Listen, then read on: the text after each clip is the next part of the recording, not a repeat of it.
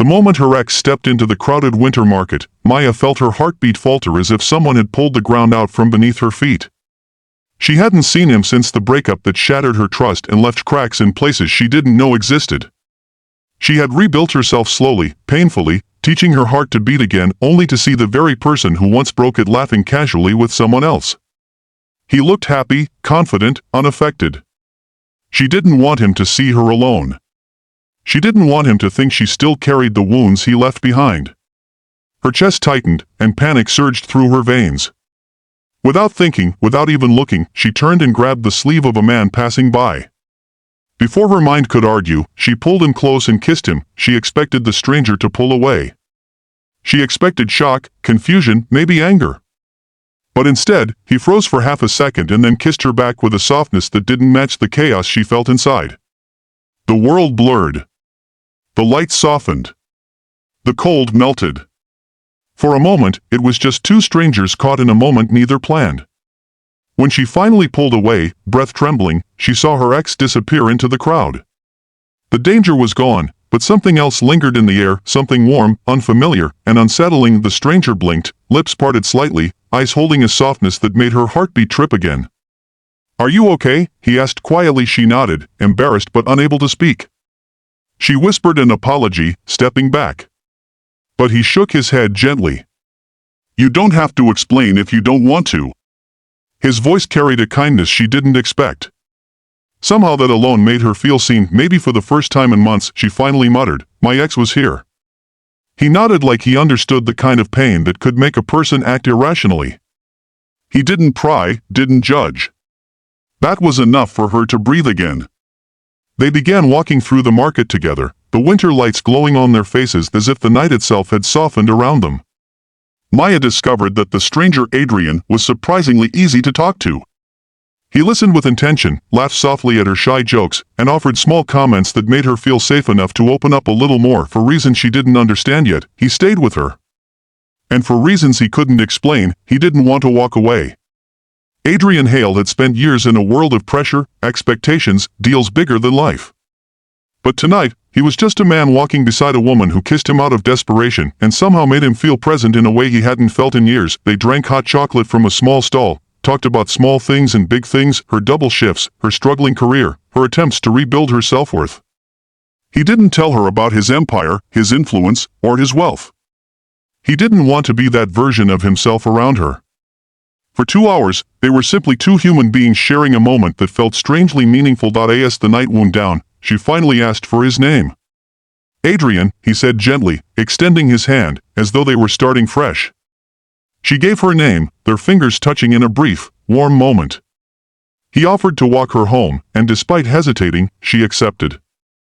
It felt natural, safe in a way she hadn't felt since before her heart had been broken. Outside her apartment door, they stood in quiet silence.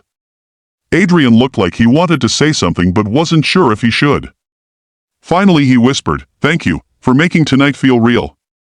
She didn't understand the weight behind his words, not yet. They parted with a soft goodbye that lingered long after he left. She fell asleep thinking about the stranger with the gentle eyes. He went home wondering why he couldn't stop thinking about a kiss that wasn't meant for him. 3 days later, Maya arrived at a charity art event where she was working. She wore borrowed heels and a dress she had ironed 3 times, though she didn't feel like she belonged among the wealthy crowd. As she refilled glasses at the side table, the atmosphere suddenly shifted.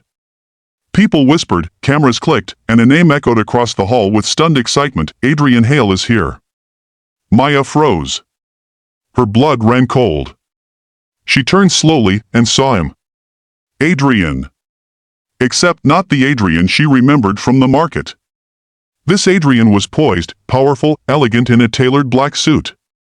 He walked with a calm confidence that made everyone turn to look at him. His presence controlled the room effortlessly. She suddenly realized she had kissed a man who wasn't just a stranger, he was the Adrian Hale. Billionaire. CEO.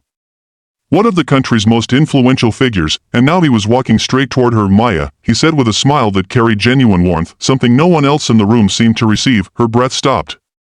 He knew her name. He remembered her. He wasn't pretending she didn't exist. You're Adrian Hale," she whispered. He stepped closer, voice low. I was still Adrian when you met me. Just, not the version everyone else sees. She felt exposed. Confused. Hurt that he hadn't told her, but understanding why. Why didn't you tell me who you were? He looked down, thumb rubbing the edge of a glass. Because with you, that night, I felt like a person. Not a headline. Not a brand. Just me. I didn't want that to disappear. Before she could respond, her ex appeared again because fate had a cruel sense of timing. He smirked when he noticed her standing with Adrian, clearly recognizing him. So this is what you're doing now, Maya? Serving drinks and chasing billionaires? Wow. The words hit her like a slap. Old wounds reopened instantly, but Adrian stepped in front of her protectively, voice steady and sharp. You don't get to talk to her that way. Her ex scoffed. And who are you supposed to be? Her savior? No, Adrian said firmly, still shielding her with his presence. She doesn't need saving. She needs respect. The crowd stared, stunned. Her ex faltered and finally backed off. Humiliated, Maya stood frozen, overwhelmed by the way Adrian defended her, not out of ego, but out of care. Out of something real. He gently took her hand and led her outside for air. Under the soft lights of the evening, he finally let the truth show in his eyes. I haven't been able to stop thinking about you, he confessed quietly. Not since that night. You kissed me to escape your past, but somehow you became the person who made me want a future. Her heart trembled at his honesty. She confessed her fears of being hurt again, fears of falling for someone whose world was too big, too overwhelming. Adrian stepped closer, voice soft. Then don't think about the world. Think about us. Slowly. One step at a time. I'm not asking for promises. Just, let me be around you. Let me care.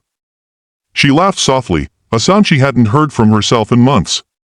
And something inside her cracked open, not breaking, but healing. They sat on the cold stone steps outside the event for hours, sharing their pasts, their scars, their hopes. She realized he wasn't untouchable, he was lonelier than anyone knew. He realized she wasn't fragile, she was rebuilding herself with quiet strength. When he brushed a stray hair from her face, she whispered, that kiss, it wasn't meant to change anything.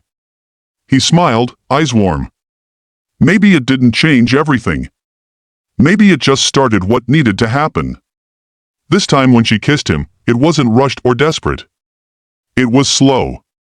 Intentional.